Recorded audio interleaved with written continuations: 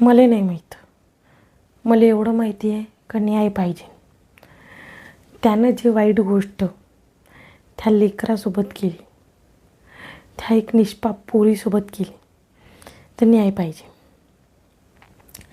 जसं तिले दुखलं ना, जसं तिले त्रास झाला, वेदना झाल्या, प्रचंड वेदना, त्या वेदना त्याला द्या.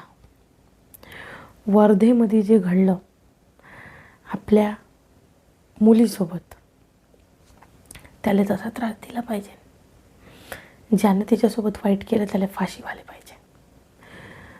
मी सांगतो, आज आपली पोरगी, छोटं बाळ, पोरग कोणी सुरक्षित नाही.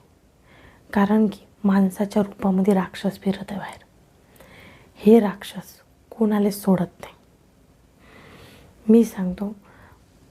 मी सांगतो की हे लोक माणूस नाही आहे. हे खरंच राक्षस आहे, राक्षसी प्रवृत्तीचे आहे. यांना फक्त आणि फक्त वासना आणि कुण्या निष्पाप जीवाला मारून का माहीत कुठला आनंद भेटला त्या नराधमाले माहीत नाही. पण जे लोक न्यायासाठी तिथं धरणा देत आहे, भांडत आहे, हे सगळं जायज आहे.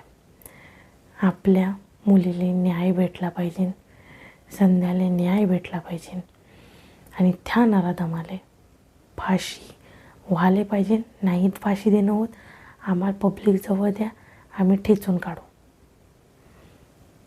आहे पब्लिक तयार.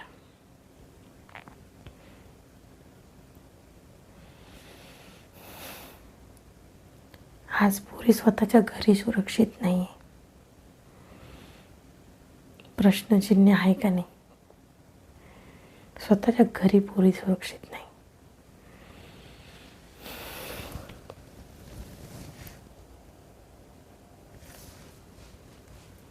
बेकार आहे. एक वेळा फक्त विचार करा की ही गोष्ट तुमच्या पोरीसोबत होत आहे.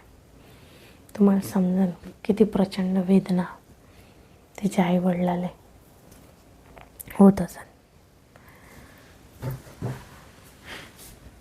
फाशी पाहिजे बस.